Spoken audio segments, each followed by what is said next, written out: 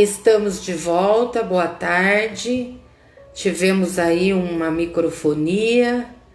Esperamos agora que dê tudo certo para esse momento nosso, né, onde estamos falando sobre a autoestima e obsessão infantil com a Flauzina do Centro Espírita Allan Kardec e a nossa Clara Lila, também do SEAC. Então agora eu vou chamar a para adicioná-la aqui ao nosso grupo, para prosseguimento na fala da autoestima. Vamos ver agora se vai dar certo, Flauzina. Então, É um então desafio. então, assim, eu estou na definição de autoestima, né? Então, é a aceitação que o indivíduo tem de si mesmo. Isso é muito importante. Então, é um conjunto de crenças que nós mesmos alimentamos em relação a nós, influenciando de forma considerável a maneira como nós nos percebemos, interna e externamente, como eu falei. Né? Como é que eu me vejo? Como é que eu me vejo internamente? Né? Sou aceita? Como é que eu me vejo nos grupos, nas redes sociais? Como é que isso acontece na minha vida externamente? Quando eu olho para o espelho e me vejo, estou satisfeita com a minha imagem? É assim que eu sou? Né? Isso não me incomoda? Um cabelo não sei de que jeito, um isso, um aquilo. Então, é essa ideia que é a autoestima se forma. Então, representa algo de importância vital para a nossa existência, né? Porque essa percepção particular de cada um de nós, ela tanto pode ser positiva, como pode ser negativa. E isso tende a nos conduzir, quando positiva, a muitas vitórias, sucessos, realizações. Ou, quando negativa, né, a vários fracassos, derrotas, frustrações, né, descontentamentos, os mais variados.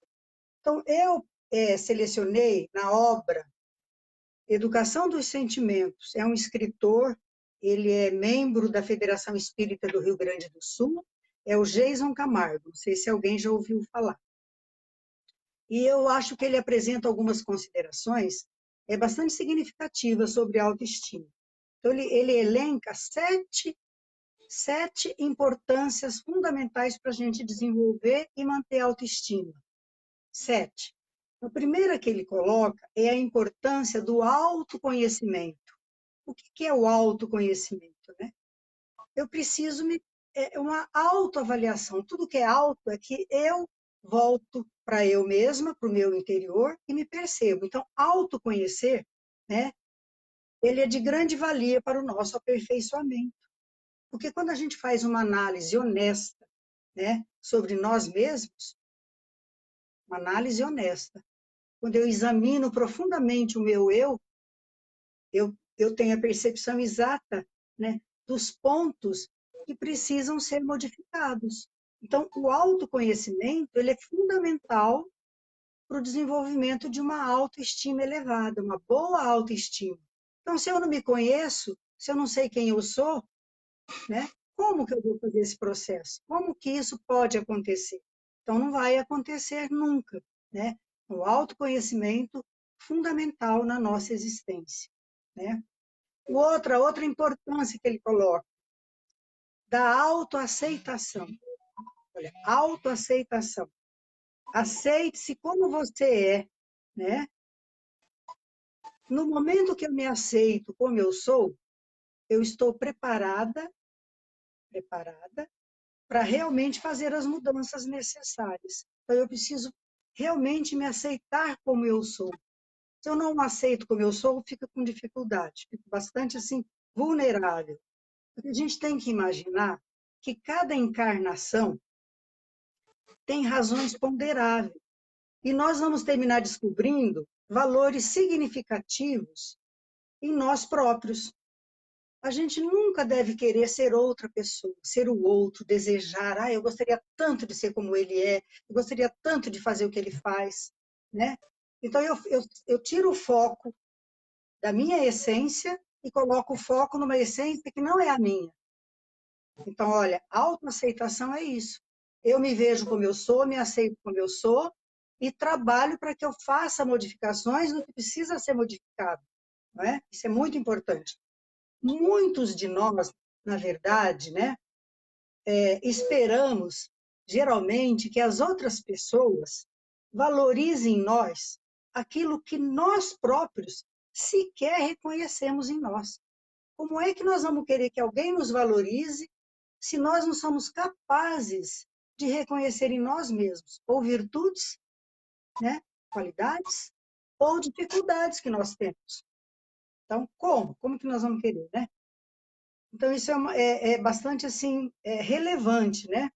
Mas o certo é que a pessoa que se subestima muito, porque a pessoa que se subestima, ela sempre vai precisar de outro alguém ao seu lado para terminar validando o seu comportamento. Olha que coisa, eu preciso de alguém externo que valide o meu comportamento, porque eu não sou capaz de fazer essa autopercepção ou dos meus valores ou das minhas dificuldades.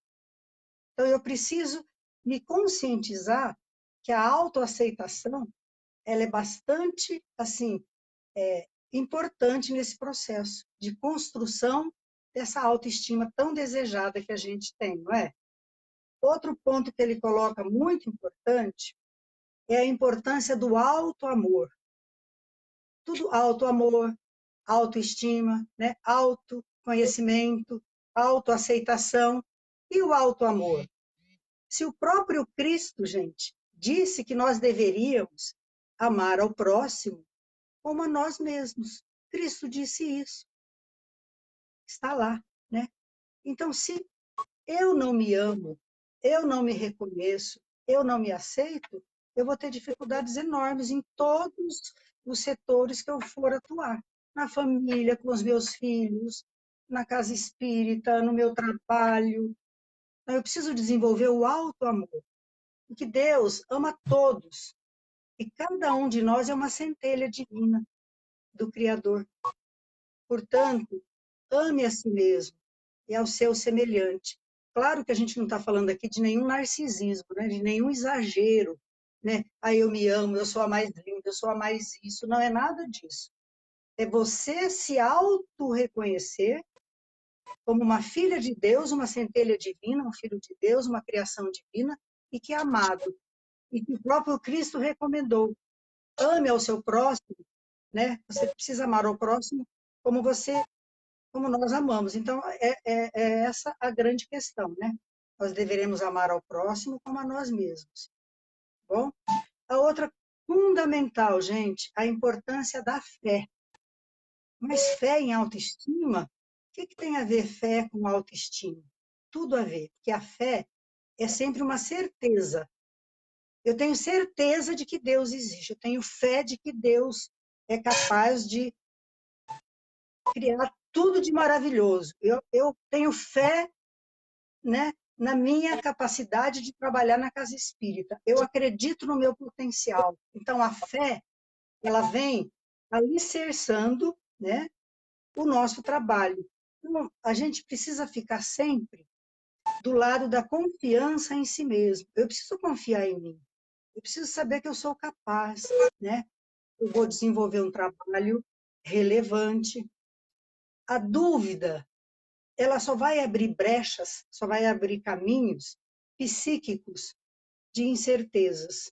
Então, a dúvida, né, ela traz aquele monte de, ai, será que eu vou? Será que eu não vou? Será que eu compro? Será que eu não compro? Será que eu... Então, a dúvida, ela só abre brecha no nosso campo, que é a ação psíquica, e ele fica lotado de incertezas, não é? E isso, gente, pode, na verdade, destruir, desmoronar todos os nossos objetivos de progresso. Então, se nós almejamos progredir, nós temos que estar conscientes, né, de todos esses requisitos na formação da nossa autoestima. E a fé é uma dessas importâncias que nós temos aí. Ele fala também da importância dos pensamentos. Todos nós sabemos que tudo tudo é pensamento. Pensamento é ação. Pensamento é conexão. Né? Pensamento é padrão vibratório. Então, o pensamento, gente, ele move o nosso cotidiano, né? Tudo provém dos nossos pensamentos. Então, a gente tem que procurar ficar do lado dos pensamentos construtivos, dos bons pensamentos, dos pensamentos saudáveis, dos pensamentos edificantes. Né? É uma batalha que nós travamos, com certeza. Né? E esses pensamentos positivos, esses pensamentos edificantes, né? Eles vão nos levando para lugares de maior segurança. A gente pode chamar de portos seguros. Eu vou encaminhando à medida que o meu pensamento vai sendo conduzido de uma forma equilibrada, de uma forma harmoniosa, de uma forma consciente. Eu sei o que eu quero, eu tenho isso determinado, né? Eu não vou abandonar esse caminhar. Então, esses pensamentos são muito importantes. É difícil manter um pensamento sempre edificado, sempre. Claro que é. Nós somos humanos, né? Tanto que a gente vive falando que nós estamos num planeta de prova e expiação, tentando seguir por um caminho de regeneração. Né? Então, se a gente conseguir substituir os pensamentos negativos, né, por pensamentos mais positivos, mais edificantes, nós vamos estar caminhando gradativamente para a nossa evolução e, consequentemente, para que a nossa autoestima esteja sendo fortalecida, que ela não esteja sendo abandonada, né? Que nós não caiamos na tentação de desistência. Outra importância grande, a importância dos bons hábitos. Cada um de nós tem, né, a sua forma de se colocar, fala, bom, agora, gente, eu estou tão cansada, eu trabalhei, eu vou ter o meu momento de paz espiritual, né, vou me reencontrar, vou me conectar com o Criador. Então, esses momentos, eu gosto de meditar, eu adoro fazer uma leitura edificante, depois eu faço comentário, faço reflexões sobre a leitura que eu fiz. Então, cada pessoa vai achar uma forma. Tem pessoas que adoram ouvir música clássica, ficar relaxando. Então, esses bons hábitos, eles vão nos alimentar. São alimentos para a nossa alma, porque nós sabemos que o cotidiano das nossas vidas, ele não é fácil, né? É cheio de tribulações, é cheio de compromissos, e se nós não dermos esse tempo para nós mesmos, nós vamos entrar num esgotamento, num processo de esgotamento. E isso só traz prejuízos para nós. Por exemplo, eu posso cultivar uma vez por semana, ou todo dia eu faço uma leitura edificante, uma vez por semana o evangelho no lar, porque eu reúno a minha família, nós construímos ideais, né, de regeneração, nós desenvolvemos o amor, a harmonia, o equilíbrio. Isso tudo é uma forma de nós, né, nos alimentarmos emocionalmente, né, com essas vibrações. É muito importante. Outra coisa importantíssima, que é o último item que ele coloca, é a importância da perseverança. Olha como a perseverança é importante em todos os campos da nossa vida. Porque se você não persevera, na primeira dificuldade eu desisto, cruzo o braço, viro as costas. Quer dizer, eu vou ser uma pessoa que eu não vou em frente em campo nenhum. Aquele trabalho na casa espírita não me serve, não é bom, eu mudo de centro, eu mudo disso, mas, na verdade, eu estou mudando só o problema de lugar. Então, eu preciso ter a consciência de que eu preciso perseverar nas minhas ações. Então, a perseverança por construção da autoestima é extremamente significativa também. Então, se nós perseverarmos, né, na direção de uma autoestima saudável, ela virá de uma forma progressiva e quase que natural, porque eu vou exercitando e perseverando. Porque através do exercício, né, eu consigo me educar, me reeducar, e eu vou progressivamente atingindo meus objetivos. não é? A chegada vai depender do esforço de cada um de nós. É cultivar bons pensamentos e não sair deles, aquilo que nós já falamos, né? Quando nós nos embrenhamos, quando nós entramos nesse processo de descoberta do nosso próprio valor, a potencialização de uma autoestima elevada, ela torna-se uma consequência natural. Então, vai se tornando tão natural, eu vou exercitando, vou perseverando, né? E vou conquistando com naturalidade. Então, gradativamente, nós vamos entendendo que o amor a nós mesmos, como recomendado por Jesus, é garantia de uma vida mais gratificante e consciente das riquezas que nos cercam. E quando nós estamos bem com nós mesmos, né, quando a gente se sente bem, quando nós estamos bem, equilibrados, amar a Deus e ao próximo torna-se algo assim inevitável, quase que automático, em razão da alegria e da confiança que nós passamos a abrigar na nossa alma. Então, olha que interessante. Então, muito assim significativo, né? Parece tudo muito fácil, não parece? Fácil, fácil, né? A gente conseguir tudo isso é muito fácil, né? Não é.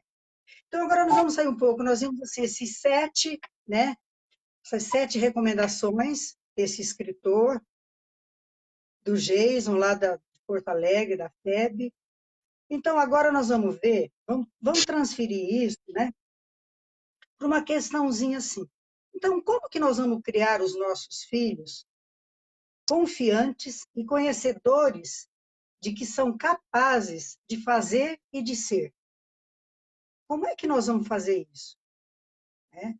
Então, nós, adultos, se nós estivermos exercitando tudo isso que foi colocado aqui, né, de uma forma regular, nós vamos ter algumas facilidades, senão nós vamos ter muitas dificuldades.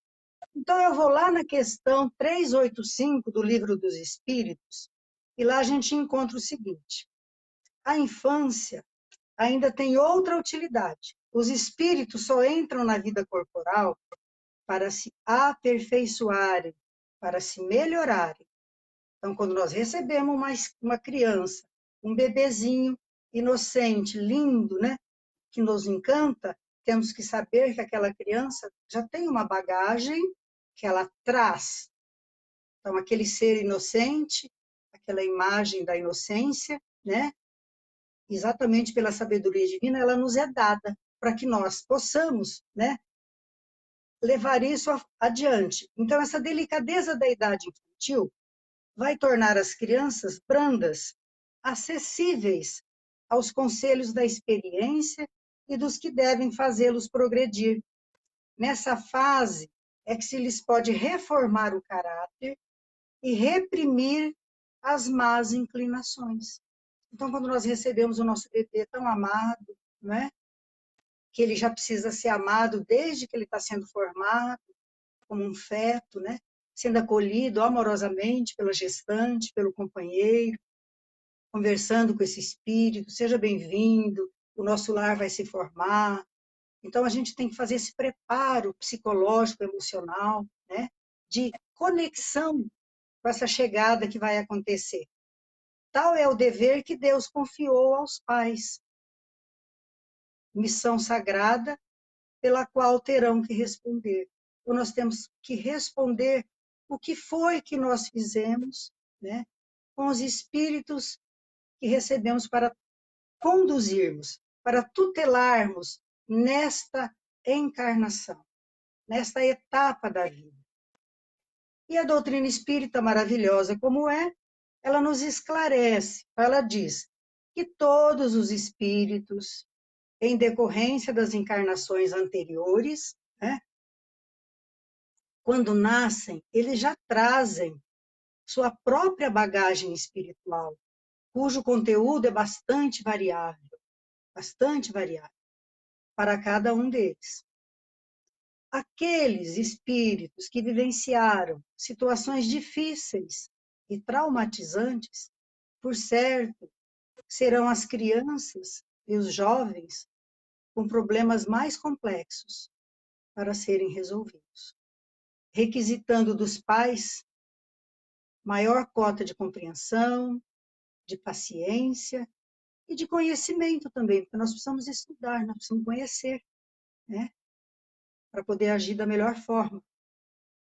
Mas, infelizmente, né, nem sempre os pais conseguem perceber a tempo a melhor maneira de orientar o reequilíbrio mental, emocional e espiritual de seus filhos, né? Então, nós sabemos, nós somos bombardeados diariamente com muitas informações pesadas, noticiário, né?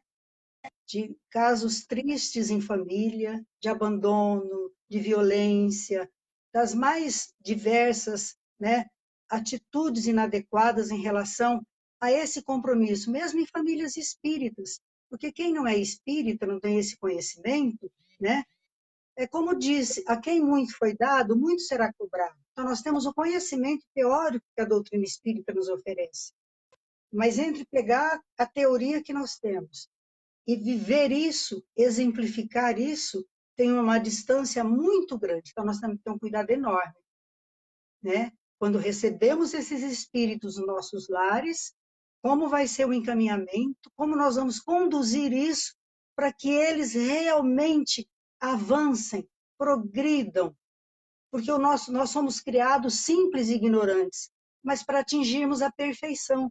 Nós vamos atingir a perfeição, com certeza. Então, gente, vou falar uma frase aqui que é do professor Herculano Pires, filósofo, que a maioria das pessoas conhecem, né? A criança é um espírito reencarnado. Essa frase, né, foi dita pelo professor Herculano Pires. Então, como um espírito reencarnado, o que nós, né, pais, podemos fazer, né, com esses pequeninos, porque a gente sabe que nós enfrentamos desafios de comportamento desde o momento que essas crianças começam a balbuciar as primeiras palavras, a caminhar. Então, é um enfrentamento diário. Então, como que nós vamos enfrentar os chamados desafios de comportamento? Que são vários, é imenso. Eu vou ler uma listinha rápida aqui, ó. Então, a gente enfrenta birra, agressividade, a preguiça, o desrespeito, a rebeldia, o descontrole, o enfrentamento, né? A criança faz o enfrentamento, a apatia, maiorzinho na adolescência ou pré-adolescência, abuso de álcool, uso de droga, né? Depressão. Então, olha, isso são desafios de comportamento que nós temos que enfrentar, principalmente os pais. Nós, educadores espíritas, também. Porque quando você está lá com a sua classe, com os seus adolescentes, né? Se você percebe um comportamento diferente do que ele vinha tendo, você tem que estar atenta, tem que estar alerta, né? Para comunicar, para se aliar aos pais e falar, nós temos que ajudar esse jovem. Então, gente, que ferramentas que nós temos? Porque a gente desanima, né? Já pensou tudo isso? Como é que eu transformo isso em boas habilidades para a vida? Que ferramentas eu tenho? Porque eu quero que o meu filho cresça e aprenda autocontrole. Eu quero que o meu filho tenha autonomia. Ele precisa crescer autônomo. Eu não posso ser pai helicóptero que fica em volta dele o tempo todo, né? Não permitindo que ele faça nada. Então, eu não posso ficar nessa armadilha. Eu tenho que desenvolver a gratidão, o respeito, a empatia, a solidariedade, o altruísmo, pessoas com iniciativa, independentes, a humildade, a honestidade, a afetividade, a caridade com o próximo. Nossa, quanta coisa que eu quero, não? Quanta exigência, não? Mas e aí, que ferramentas nós temos para lidar com isso? Isso é um desafio para todas as famílias. Como eu disse anteriormente, nós sabemos que eles trazem uma bagagem. Nós temos que olhar o nosso filho como um ser interexistencial. Ele é muito mais espírito do que matéria. Ali nós estamos em frente a um corpo físico. E geralmente nós nos esquecemos da importância do espírito.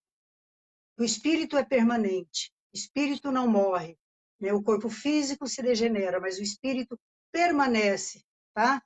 Então, vamos ver, gente, a ferramenta, né, que pais evangelizadores, que a gente tem para corrigir, para alinhar esses comportamentos indesejados em habilidades saudáveis para a vida das pessoas, não é? Primeiro, uma das coisas importantes para os pais, entender o que é um comportamento normal para a idade da criança. Então, será que eu sei o que é comportamento normal para aquela faixa etária? A criança às vezes faz uma pequena birra, fala, nossa, meu filho tem problema. Então, eu preciso, primeiro, né, entender o que é um comportamento normal para aquela faixa etária. Olha que importante. E depois eu também vou entender o que é um comportamento inadequado. O menino já tem 5 anos e continua dando birra. Olha, já é inadequado para essa faixa etária, então precisamos acertar. Aprender a validar sentimentos. O que é validar sentimentos das crianças, dos jovens? Né?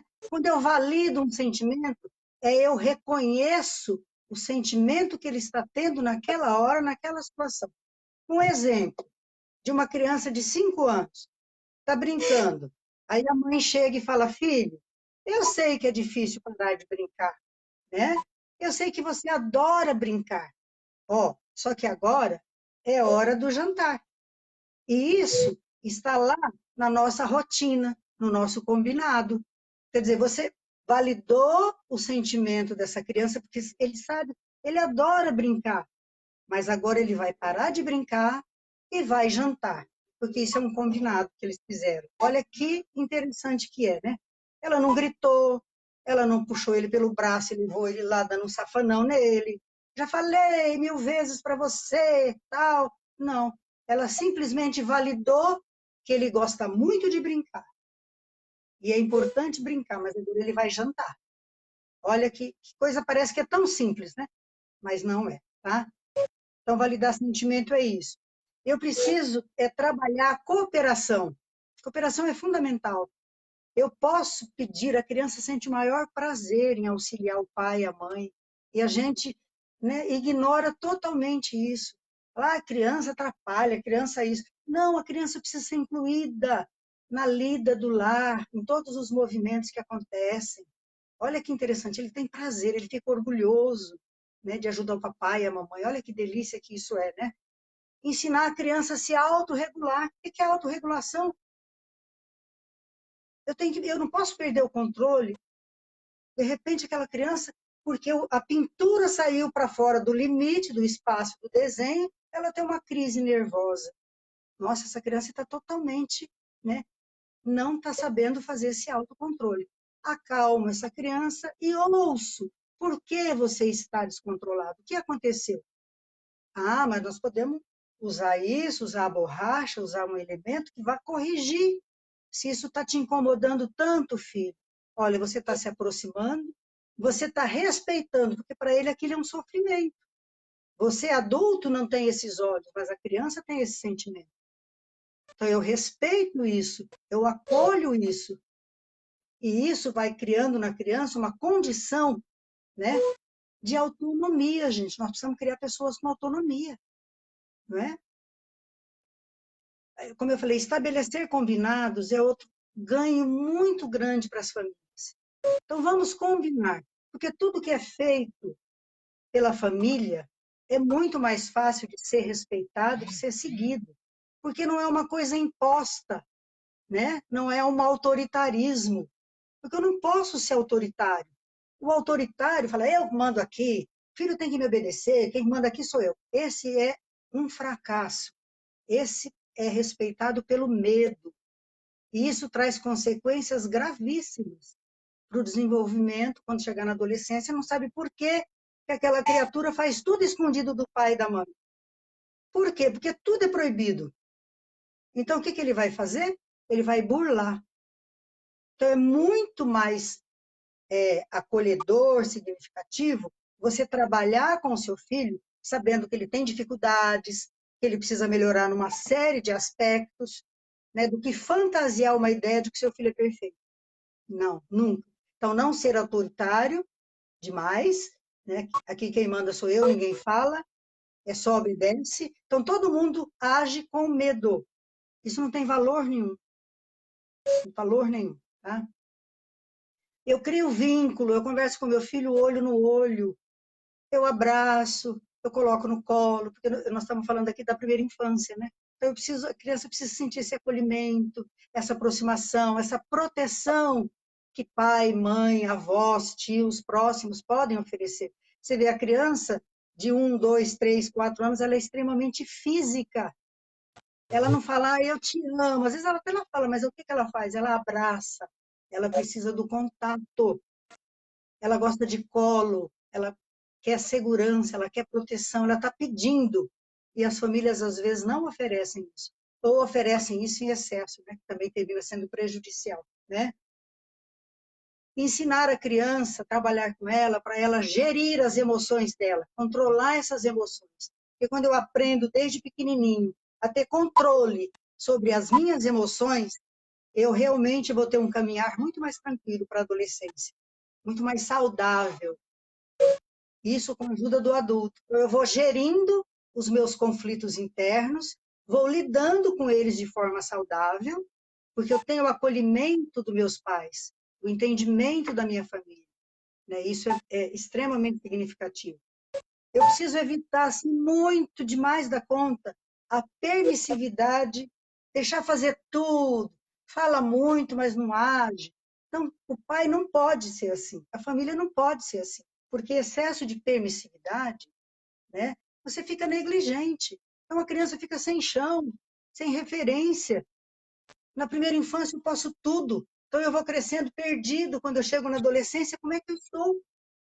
Eu estou sem rumo, eu estou sem equilíbrio, porque me permitiram tudo. Então, essa negligência ela é perigosíssima. Ah, eu sou pai bonzinho, a mãe boazinha, eu deixo fazer tudo. Não. Isso é sintoma de pai estressado, pai cansado.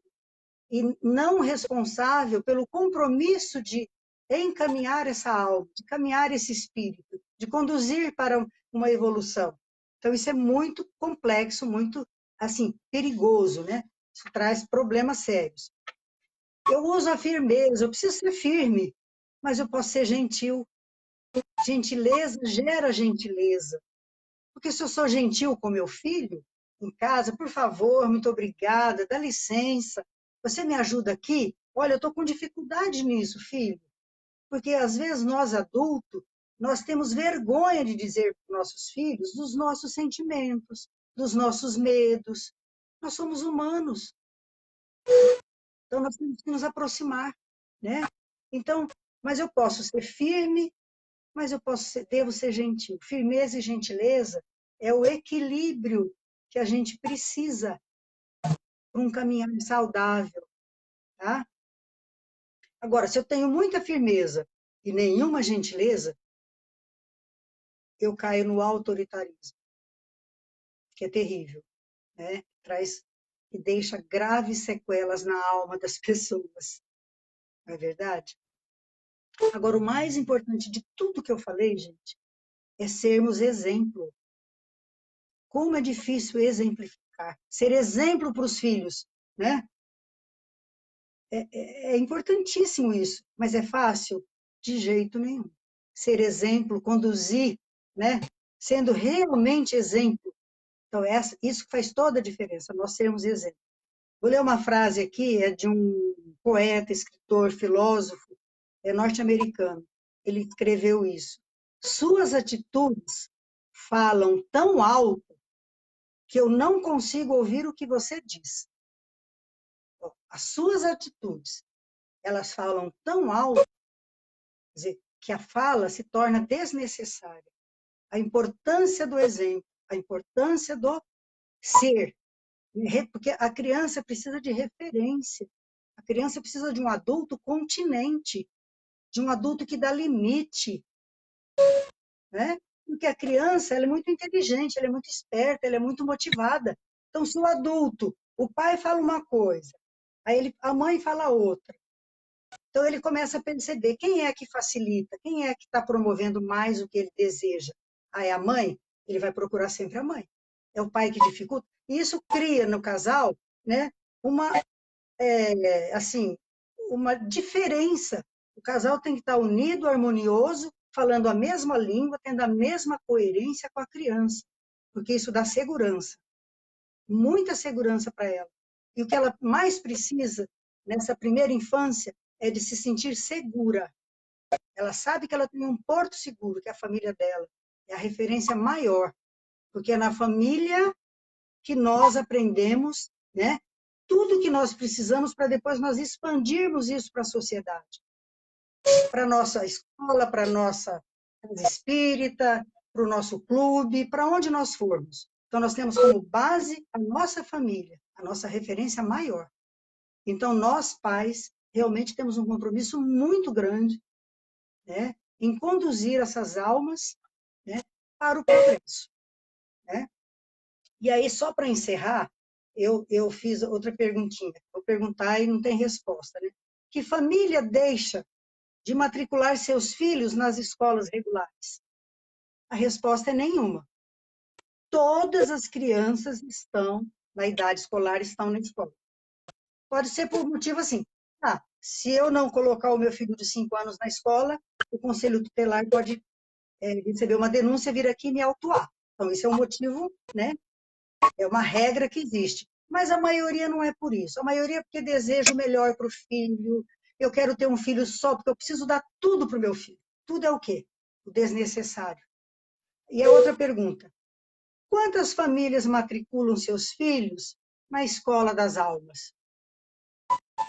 Quantas famílias realmente se empenham, né, em levar os seus filhos para frequentarem a educação espírita nas casas espíritas que oferecem esse atendimento? Tem pai que fala, não, sabe o que é? É que a gente vai usar o livre-arbítrio. Eu vou esperando, vou esperar ele ficar um pouquinho maior, aí ele pode decidir, ele vai escolher. Quer dizer, é cômodo fazer isso, né? É cômodo dizer isso. Jamais nós precisamos oferecer para os nossos filhos. Oferecer, nós precisamos levá-los, estimulá-los. Você vê uma criança, às vezes, chega e fala, ai, mãe, não quero ir mais na educação espírita porque a aula hoje foi chata. Filho, o que foi chato na aula? Vamos conversar sobre isso? Vamos resolver? E você potencializa, né, toda a importância, você fala com a sua criança, você encanta ela, que é a educação espírita, traz tantos benefícios. Então, o seu olhar, o seu acolhimento é que vai fazer toda a diferença nessa frequência ou não de uma evangelização espírita que traz tantos benefícios para as nossas crianças. Então, a família consciente da sua responsabilidade, unida à educação espírita, à casa espírita, a chance de acertar é muito maior. Então, nós temos que nos aliar, né? Nós temos que convergir os nossos ideais de trabalho, de renovação, né? E, então, gente, nós temos que assumir essa responsabilidade muito valorosa perante o Criador, dedicando-nos a ela com seriedade e com muito amor, mas muito amor mesmo. Se fizermos isso, com certeza estamos assim, caminhando, né? Caminhando, caminhando, caminhando. Então, eu quero agradecer o meu período aí, o meu tempinho, espero não ter exagerado, acho que exagerei, né? Mas tudo bem, a gente está encerrando. Muito obrigada. Flauzina, a gente agradece e nós aqui temos o hábito de fazer algumas perguntas. Geralmente o Sim, grupo põe algumas perguntas, mas esse grupo está sim, bem, é, ele está bem eclético. morninho. Então eu É, vou fazer uma pergunta para sim, você poder responder. Eu te agradeço. Na caso que você está falando aí nessa construção da autoestima, né, de todos nós, e nós como pais, né, que ainda somos espíritos tão imperfeitos, né, ainda todo dia a gente levanta com uma guerra interna, né, de querendo ser sim, melhor, e nem sempre é fácil, né, que às vezes a gente sai perdedor dessa guerra, né, que às vezes tem ações que já não deveríamos ter mais, né? Mas acabamos sendo intempestivos, cólicos, né? às vezes estamos depressivos. E como que essa criança, né, que está lá sobre a nossa responsabilidade, como que ela vai poder desenvolver a sua autoestima, né? Se às vezes elas têm pais muito comprometidos, né? Às vezes o comprometimento não é dela, né? Às vezes a criança até tem uma autoestima saudável, né? Já é um espírito um pouquinho mais avançado, mas a família lá é muito comprometida, tem até a ver com a questão reencarnatória. Como que você vê isso, Flauzina? Olha, Cristina, como você própria disse, às vezes a gente está numa família que os filhos estão num patamar mais evoluído do que os próprios pais, né? Então, talvez esse filho, não na primeira infância, porque na primeira infância a criança não desenvolveu o senso crítico, não desenvolveu, a autonomia dela é bastante precária, né?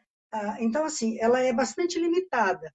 Mas se ela tem, como você mesmo colocou aí, uma autoestima mais ou menos equilibrada e vive com pais tão desequilibrados, na verdade tem que buscar ajuda, né? Se esse pai frequenta uma casa espírita, o grupo de família dessa casa espírita precisa atuar, precisa perceber e ajudar esse núcleo familiar. Será que faz o evangelho? Será que faz isso, que faz aquilo? Estudar, conhecer. Às vezes a pessoa vai no centro espírita, mas ele não está imbuído de verdadeiro assim, sentimento de renovação, né? De reforma íntima. Como você falou, é uma guerra interior todo dia a gente tem labutas as mais diversas. Mas se eu tenho essa, essa perseverança, lembra lá que a perseverança é importantíssima em qualquer processo educativo, qualquer processo da vida. Então, essa família, na verdade, se é uma família com grande assim, desequilíbrio, com grandes problemas, ela precisa de buscar ajuda mesmo, né? Ajuda espiritual na casa espírita. Se, assim, quem conhece essa família pode buscar auxiliar, mostrar caminhos diferentes, porque, sabe, Cristina, essa questão de criar os filhos é um desafio, e cada um opta por uma forma, você vê. Como é que eu transformo tudo aquilo que eu quero, que o comportamento inadequado em comportamentos adequados. Nossa, não é do dia para a noite. É um processo longo. Eu falo, gente, é igualzinho. Por exemplo, ninguém cai adolescente na sala de ninguém. É um processo. Não é do dia para a noite que cai um adolescente. Fala, nossa, olha um adolescente aqui. Não, é um processo. Começa do nascimento e segue um percurso até lá. Então, aí lá eu já vou começar a ver o resultado daquilo que eu empreendi com a minha criança na primeira infância. Que a gente sabe, a psicologia do desenvolvimento nos autoriza a dizer que de 0 a 7, como diz a espiritualidade, a doutrina espírita, a criança está mais suscetível, mais liberta. Para quê? Para que eu vá introduzindo aquilo que precisa ser, né, exercitado por ela, que precisa ser comprado. Eu preciso comprar essas ideias para mim. Então, eu preciso trabalhar lentamente. Eu não posso querer do dia para a noite. Nada é assim. Então, a mãe fala, nossa, mandei guardar o brinquedo uma vez. Na segunda vez não guardou, eu vou jogar tudo fora. Gente, não, não posso. Eu tenho que saber que é um processo. Eu estou, né, levando essa criança a se auto-perceber. O que ela precisa fazer? Porque nada melhor do que entender que tudo na vida da gente tem consequência.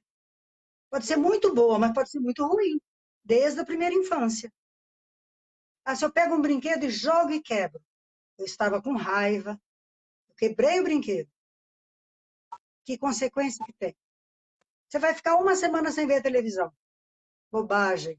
Que relação tem quebrar o brinquedo e ficar uma semana sem ver a televisão? Uma semana é um tempo muito longo para uma criança pequena. Não dá. Então, o que seria mais adequado? Olha, filho, sabe, lá você está louco para ganhar no Dia da Criança um brinquedo X, que custa tanto. Só que nós vamos demorar um pouco mais para conseguir, porque sabe esse brinquedo que você quebrou, ele custa tanto. Então, ele vai entrar na conta. Olha, isso tem relação, isso é uma consequência. Então, eu vou demorar um pouco mais, mas eu vou conseguir o meu brinquedo tão desejado. Porque aquele dinheiro que a mamãe ia usar para o seu brinquedo, ela vai repor esse aqui. Porque vamos supor que seja o brinquedo de um amiguinho. Simples assim, não é? Tá bom? Tá bom, o Arnaldo tá falando Obrigada. aqui. Imagina, obrigada a Um você. abraço.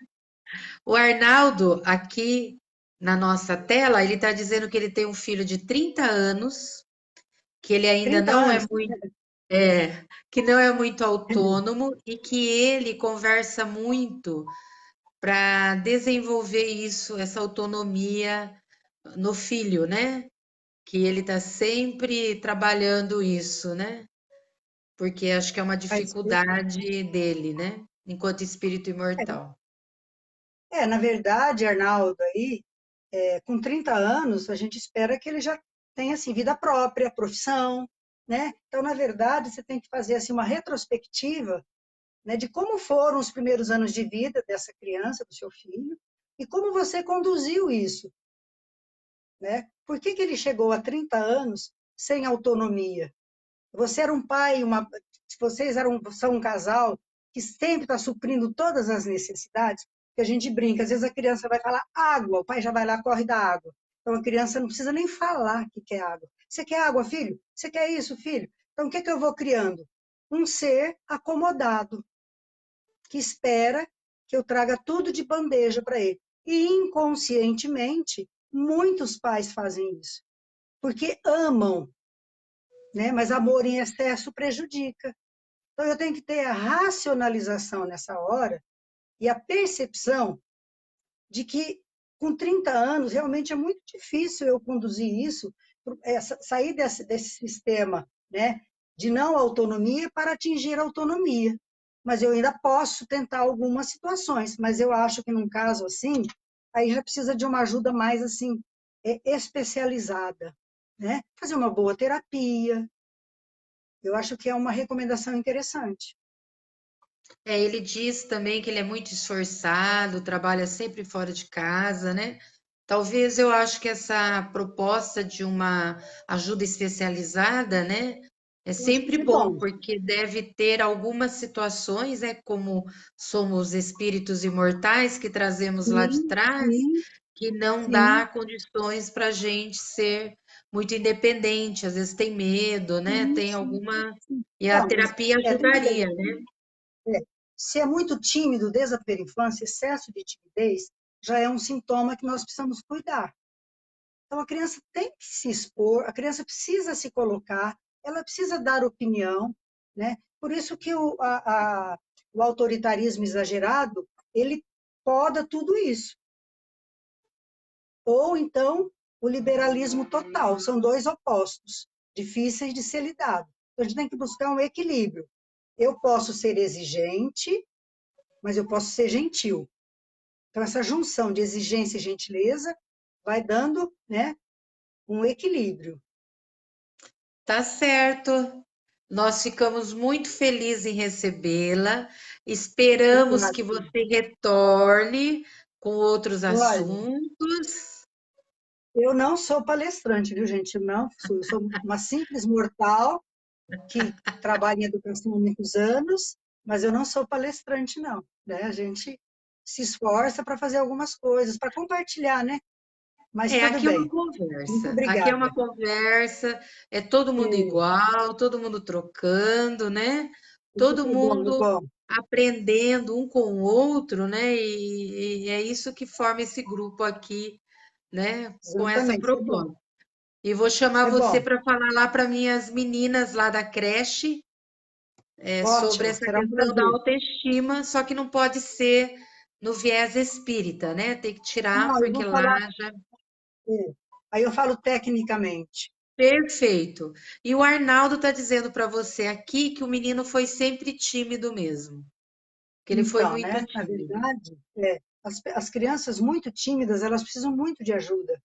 Precisam de pais que estejam assim, percebendo, e quando entram na escola, que a escola também tenha esse olhar para aquela criança. Porque se a escola tem um olhar, olha, essa criança é muito tímida, ela não consegue se expressar, ela fica sempre apática num cantinho, então precisa ser cuidada, né, para poder florescer, para poder crescer. Tá certo. Então, muito obrigada, Flauzina. A gente Eu ficaria que mais agradeço, tempo aí. Foi eu que muito agradeço. agradável, apesar das interferências iniciais. Mas tudo bem, ótimo. Mas Obrigada, agora. Cristina. Oi? Agora vamos ouvir a Clara, né? Agora nós vamos ouvir a Clara falando sobre obsessão infantil. Aí você precisa sair para a gente poder adicioná-la. Tá. É só você aí.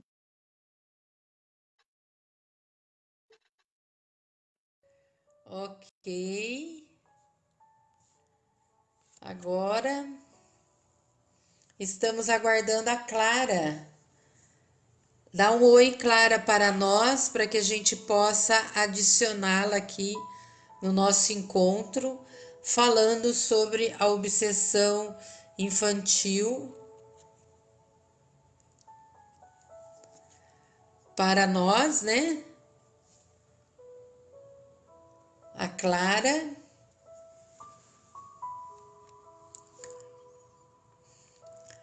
Cadê você?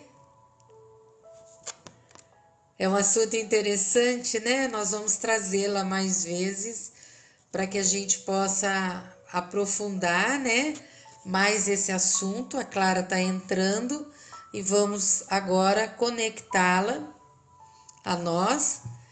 A Clara já esteve aqui falando sobre o suicídio e agora vai Pronto. falar para nós sobre obsessão. Eu nem tenho mais nada para falar depois dessa bela apresentação da Flau. Eu queria que a Flau ficasse aí até às 7 da noite, Foi muito bom, porque, mas você inclusive, também. tem pessoas aqui que ficaram interessadíssimas no que ela disse. Ficaram. Oh, Então, Clara, agora está sobre com você a quanto batuta. tempo, quanto tempo Você tem teria? aí 40 minutos. Ah, eu posso ter mais 40? Ah, Pode, então tá. pode. Mas eu realmente acho que foi muito valiosa a palestra dela e que valia a pena fazer mais perguntas, né? É, Então, eu sou muito grata por poder estar novamente falando para o Centro Espírita Vovô Nestor, em especial para todos os pais que nos assistem, de modo que possamos refletir sobre determinados problemas que muitas vezes agravam as condições emocionais e espirituais das crianças. A nossa apresentação de hoje, um pouco rápida, será sobre um tema delicado, que é a obsessão infantil. Eu queria até fazer uns comentários em relação ao que a Flau colocou.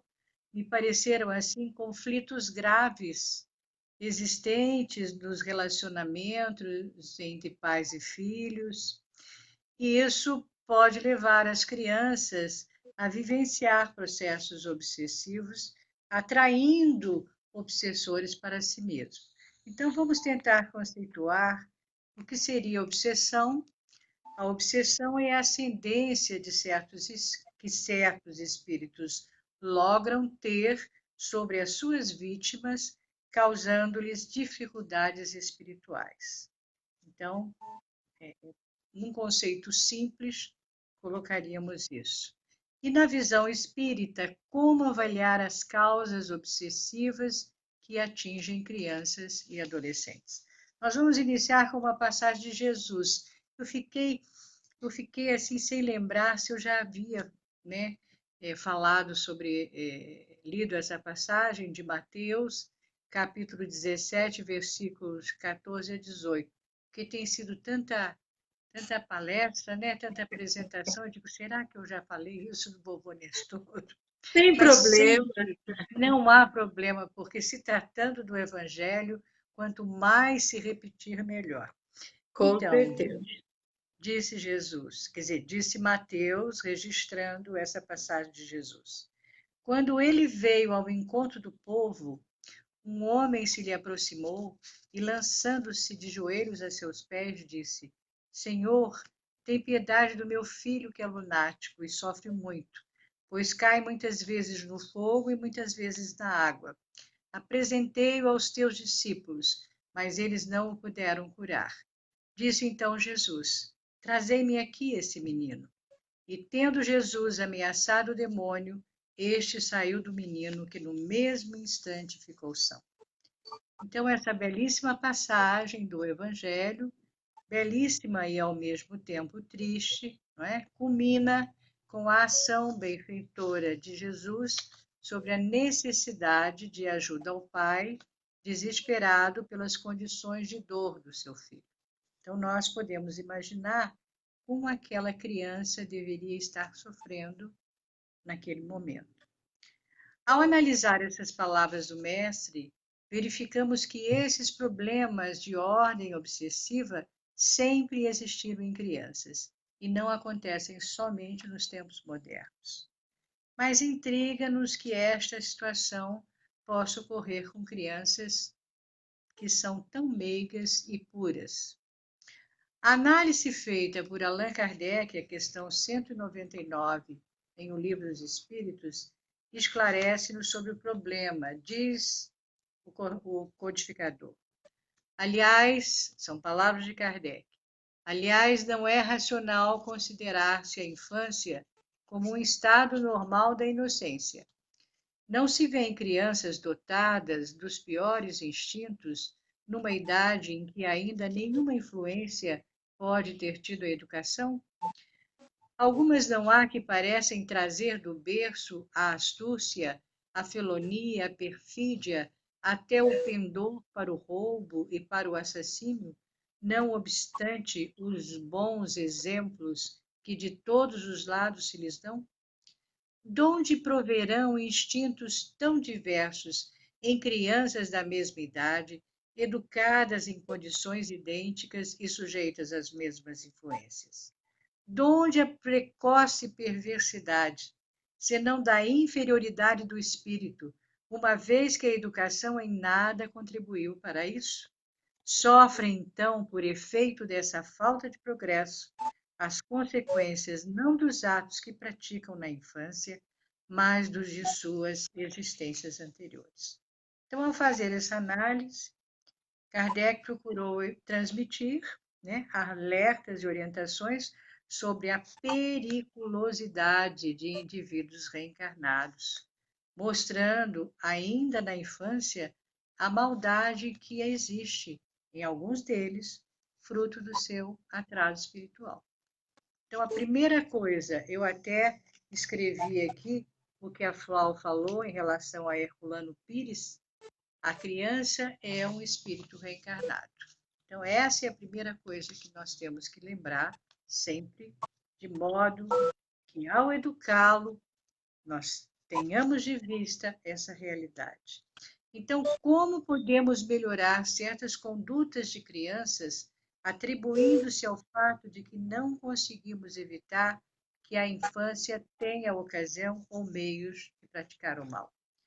Inclusive, na Revista Espírita, se não me falha a memória, de 1858, tem o caso de um menino que, infelizmente, matou 5 dos seus coleguinhas, né? Foi assim, era uma cidade que fazia fronteira, uma cidade alemã que fazia fronteira com a França. E foi um escândalo, foi um caso que, na época, repercutiu muito na Europa toda, em função do que aquela criança de 12 anos teria feito com os seus colegas. Ela simplesmente os colocou dentro de um baú, chaveou e os deixou lá, até que eles morreram todos asfixiados.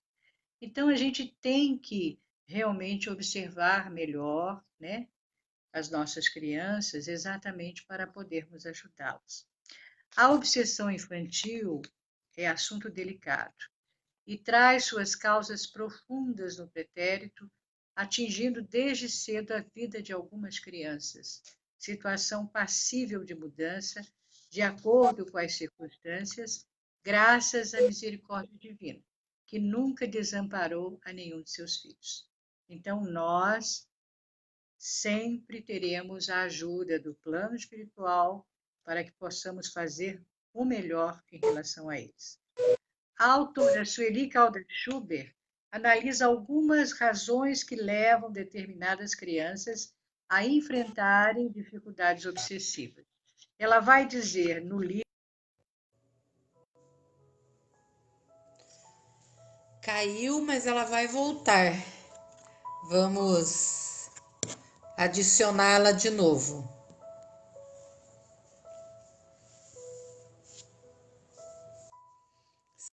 Da internet, Voltou, né? desculpe. Voltou, Isso, Clara. Está muito Isso é ruim a normal. internet hoje aqui. Então, ela vai É, dizer no livro Mediunidade e Obsessão Infantil o seguinte: durante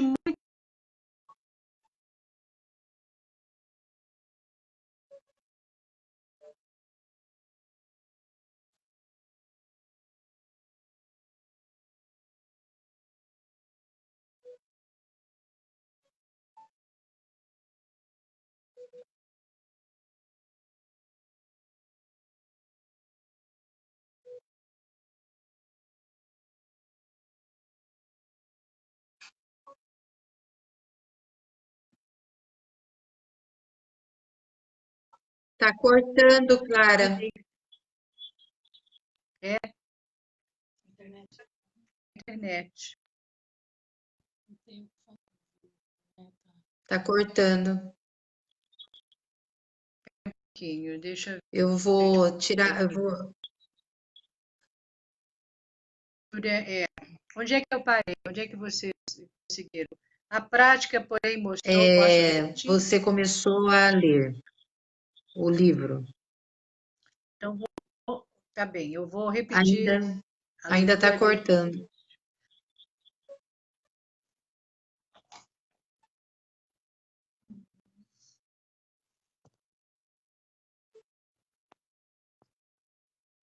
Eu vou tirar você e vou pôr você de novo, tá bom? Para ver se melhora. É um percalço, né? A internet é um problema. Ela voltou, vamos ver se agora ela tá melhor.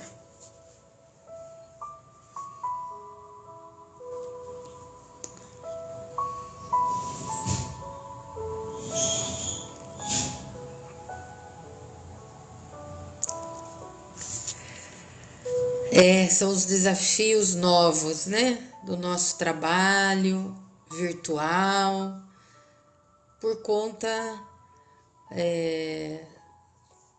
desse momento da pandemia, né? No qual todos nós temos que cuidar, né? De todos, né? Principalmente de nós mesmos, da família.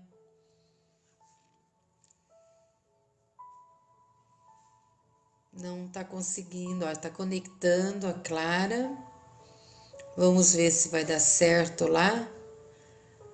Reiniciar. Seria interessante reiniciar a sua internet aí, Clara. Isso ajuda.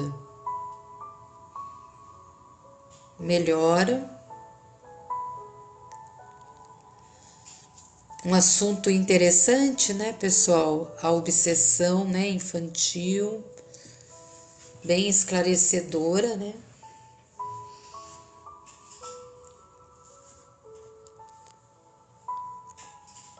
É verdade.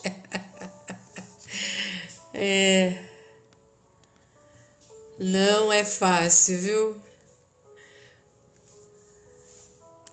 Eu acho que ela perdeu aí a conexão mesmo. Vou tentar de novo.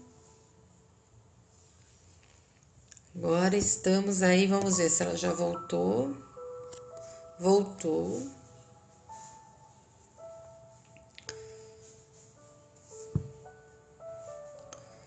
Ela não tá conseguindo manter a internet em casa, né? Vamos ver se ela voltou.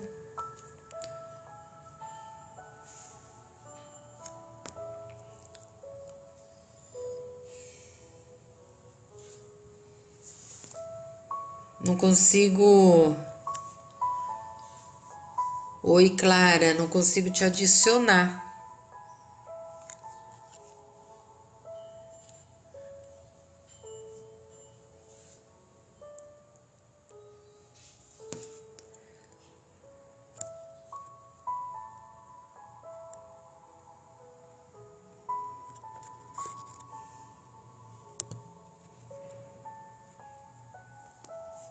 Ele não tá me permitindo te adicionar, hein?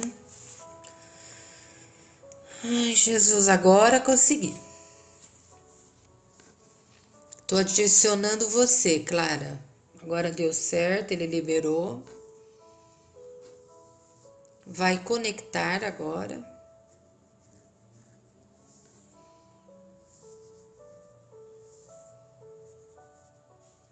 Tá adicionando. Acho que a sua internet tá ruim.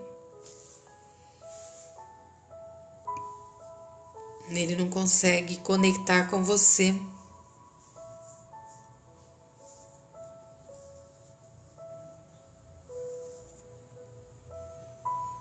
É sempre assim, né? A gente tem esse problema. Olha lá, o Arnaldo tá dizendo, Clara, para você desligar o router e ligar de novo, que router é aquele aparelhinho que tem na nossa casa, que vem por onde entra. Ah, tá aí, tá aí. Eu vou Vamos lá. repetir, Isso, onde vou você repetir o que tá. a Sueli Caldas-Schuber. Foi logo Isso no mesmo. início aqui. Então, ela diz, nesse livro, Mediunidade e Obsessão Infantil. Durante muito tempo, mesmo em nosso meio espírita, havia a ideia de que a criança não sofria atuações de obsessores, de que era cercada de defesas naturais, como, por exemplo, a presença de seu anjo guardião ou espírito protetor. A prática, porém, mostrou outra realidade. Assim, muitos achaques, doenças e problemas apresentados na fase infantil, aos poucos foram sendo identificados como presenças de seguidores, evidenciando que processos obsessivos também atingem as crianças.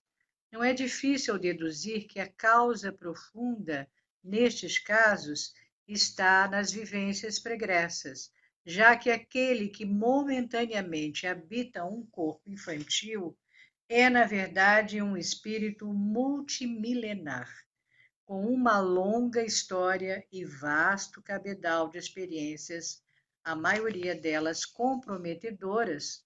Portanto, os processos obsessivos podem acontecer também na fase infantil, assim como ocorrem os transtornos mentais e enfermidades diversas. Então, é como diz a Sueli, na realidade, antigamente nós não considerávamos que as crianças tivessem esse problema de obsessivo, exatamente porque achávamos que eram muito bem amparadas, eram muito bem guardadas, que aliás elas são, todas elas são. Mas como esses espíritos realizaram muitas experiências em suas vidas passadas, né, em suas existências passadas, certamente que experiências que tiveram resultados muito ruins e devem ter prejudicados a muitas pessoas. O que que ocorre agora? Que no momento em que elas retornam para exatamente poderem progredir, poderem evoluir, poderem, né, se recuperar de tudo isso que passou, esses espíritos sintonizam, esses espíritos que querem se vingar, evidentemente que sintonizam com elas. Então há uma certa relação entre eles, na medida em que essas afinidades se estabeleceram há muito tempo atrás. Então, como diz a Sueli, são espíritos milenares. Nós não podemos, né, olvidar disso e procurar na doutrina as orientações que precisamos de como fazer para ajudá-los. Então, os estudos sobre a obsessão infantil são extremamente complexos, pela diversidade de manifestações e origens. É importante analisarmos de que forma a ação obsessiva prejudica a criança, entregando-as a certas faixas de pensamentos e sentimentos, dificultando suas experiências de vida na matéria. Essas crianças geralmente manifestam comportamentos desequilibrados como resultantes da rebeldia, da insatisfação, do nervosismo, da dificuldade intelectual que apresentam, agravando-se cada vez mais a sua existência caso não recebam os cuidados urgentes dos pais em forma de afeto, de compreensão e providências terapêuticas adequadas com especialistas que cuidam dos distúrbios emocionais, principalmente da infância e da adolescência. Claro que nós vamos ter assistência espiritual, já já vamos falar dela. Ocorre com certas crianças mudanças de comportamento, tornando-as difíceis de serem controladas, como resultado do que já falamos, né? Dessas rebeldias, dessa insatisfação, desse nervosismo, que também já foi citado pela Sueli Caldas-Schubert. É importante, isso eu tenho certeza que eu já apresentei da outra vez nessa roda de conversa, mas vou apresentar novamente para não esquecermos. É importante destacar a criança no seu desenvolvimento espiritual. Então, o desenvolvimento infantil, né, ele se origina do desenvolvimento espiritual daquele espírito. A criança é uma personalidade com seculares experiências, com características individuais próprias, mas que está momentaneamente adormecida. A criança, vamos repetir, é um espírito reencarnado e que traz experiências do pretérito, de suas existências anteriores. Não sabemos como foram essas experiências, mas ao longo do seu crescimento, conseguimos perceber certos problemas comportamentais que ela apresenta. Ela é também uma personalidade nova em desenvolvimento. A personalidade atual deve se formar ao influxo do ambiente, da educação e dos estímulos da presente existência. Aqui, a ciência materialista, ela nos orienta no sentido de que nós precisamos dar muitos estímulos. A própria Flau falou há poucos instantes sobre isso, a necessidade de estimularmos muito a criança em relação a esses aspectos, quer dizer, em termos educacionais, no próprio ambiente do lar e de estímulos no sentido de fazer com que ela progrida cada vez mais. Então, no relacionamento com as pessoas, a questão também, né, a questão do desenvolvimento cognitivo, ela tem que ser realmente, ela tem que ser ajudada, ela tem que ser instruída para que cada vez mais esse processo, né, intelectual, essa necessidade de realmente ela poder, né, aprender muito mais do que ela já trouxe de outras reencarnações, porque talvez ela não tenha tido oportunidade para isso.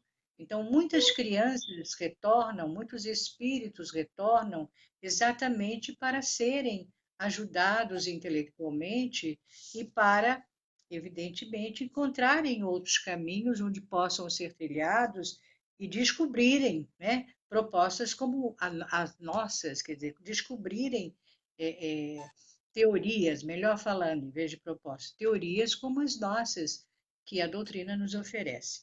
A criança é também uma personalidade nova em desenvolvimento, ou seja, a personalidade atual deve se formar. Ah, não, perdão, eu repeti aqui, desculpa. A criança é representante da espécie humana e vai necessariamente obedecer a certos padrões instintivos de desenvolvimento que são comuns à espécie. Por exemplo, o ato de mamar, né? Ou então quando ela é muito pequenina, que ela pede ajuda, muitas vezes chorando, porque ela está se sentindo incomodada, ou ela está com fome, alguma coisa assim, e ela, então, ela obedece a esse padrão instintivo que faz parte, né, da espécie humana. Essas interações, elas proporcionam novas ideias na análise do desenvolvimento espiritual, ou do desenvolvimento infantil, perdão, cabendo à personalidade espiritual evoluir constantemente para o engrandecimento do espírito. O que quer dizer isso? Simplificando. Temos que conhecer as condições espirituais da criança, porque é imprescindível para melhor compreendermos as suas necessidades emocionais. Tá claro isso aí? Acho que tá, né? Ou seja, compomos um quadro teórico de como entender a criança em seu crescimento sob a ótica do espiritismo, que há claros conceitos a serem utilizados na explicação de certos fenômenos espirituais. Porque o que vai acontecer com a criança se ela sofrer de obsessão? Quer dizer, se ela tiver esses espíritos que a incomodem, que a atrapalhem, que a prejudicam, nós precisamos pensar na mediunidade infantil, né? A mediunidade, na medida em que esses fenômenos espirituais começam a acontecer, né? Porque ela vai sentir essa presença e ela poderá se manifestar de várias maneiras. Ela poderá ver um espírito, ela poderá sentir muito próximo, né? A vibração de um espírito que não seja muito amigo, então essa vibração não é boa, então ela vai ter, né? Ela vai ter condições de perceber isso. Então tudo isso é uma manifestação espiritual, o que significa que é mediunidade.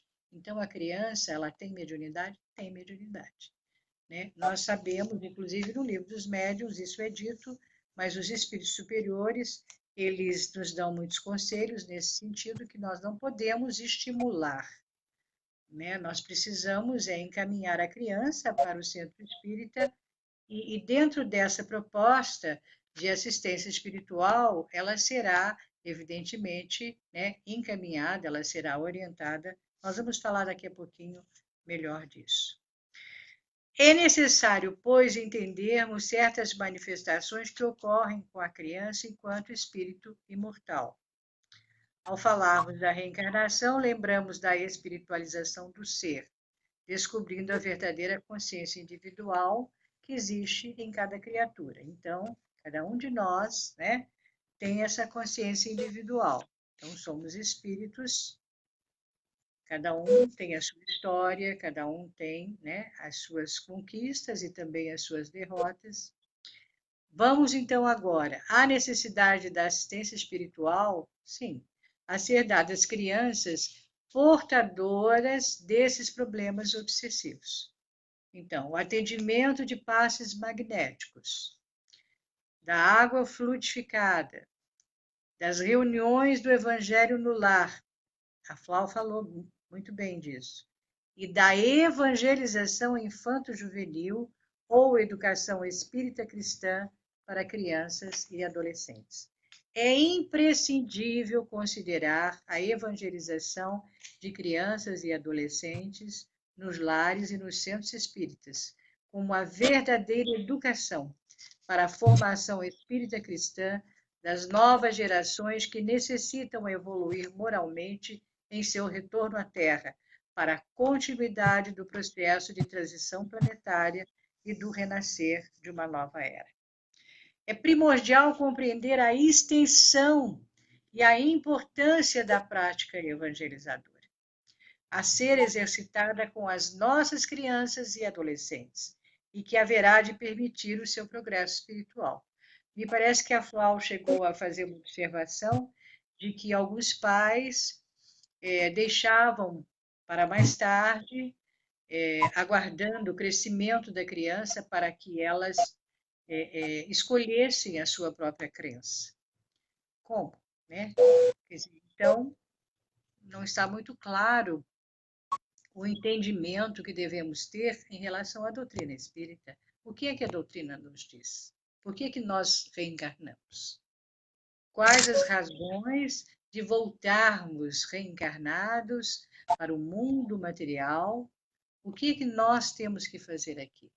Os trabalhos que iremos realizar, os conhecimentos que iremos obter, sejam eles da ciência materialista, sejam eles da ciência espiritual, da ciência espírita. Então, nós temos que começar a avaliar isso. Nós temos que preparar as nossas crianças desde pequeninas. Muitas vezes não reconhecemos o valor significativo da evangelização espírita na infância e na adolescência como portadora imprescindível da contribuição ética e espiritual no desenvolvimento do caráter e na afirmação da personalidade do ser. A melhor escola ainda é o lar. Isso está em O Consolador, é de Emmanuel, questão 110, onde a criatura deve receber as bases do sentimento e do caráter. Somente o lar pode edificar o homem. Na sua grandiosa tarefa de cristianização, essa é a profunda finalidade do Espiritismo evangélico, no sentido de iluminar a consciência da criatura. Então, são palavras de Emmanuel. E o que é que poderíamos, fazer é implantar. Se já implantamos, excelente, que maravilha. Implantarmos o culto do Evangelho no lar quando estiver ao alcance das nossas possibilidades. Porque muitos de nós, infelizmente, têm algumas dificuldades e não conseguem isso. Além da assistência espiritual a ser dada às crianças portadoras de dificuldades de natureza obsessiva, os pais precisam dar cuidados urgentes em forma de afeto, compreensão e providências terapêuticas adequadas para que consigam superar reminiscências dolorosas. Então, essas providências terapêuticas, nós já sabemos, precisamos procurar especialistas, psicólogos, psiquiatras, educadores, aqueles que entendem de desenvolvimento infantil e da adolescência, exatamente para nos orientarem, mas nós vamos procurar também saber dessa orientação à luz do Espiritismo. Alerta-nos Kardec que só poderemos agir em casos como esses a partir de muito estudo, de observações cuidadosas e de realizações efetivas do bem, para que, em nome da doutrina, consigamos ajudar circunstâncias dessa natureza. Bom, eu coloquei aqui, que Jesus nos abençoe, já numa tentativa de fechar, porque eu achei que o tempo seria menor, tendo em vista com a vinda da Flau, nós poderíamos até ter outras coisas, mas depois, em outra oportunidade, nós traremos.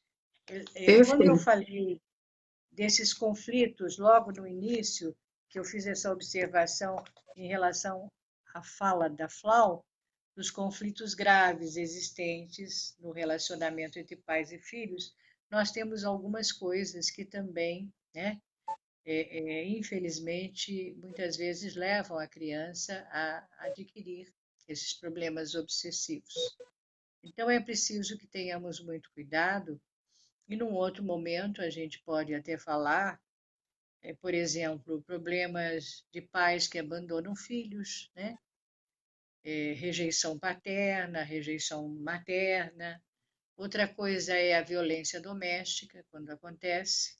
Muitos deles não agridem fisicamente, mas verbalmente, agridem de uma maneira em que a criança ela realmente não é estimulada a absolutamente nada. Ao contrário, ela se sente, ela se sente em condições emocionais muito tristes. Então é preciso que a gente tenha muito cuidado nesse sentido.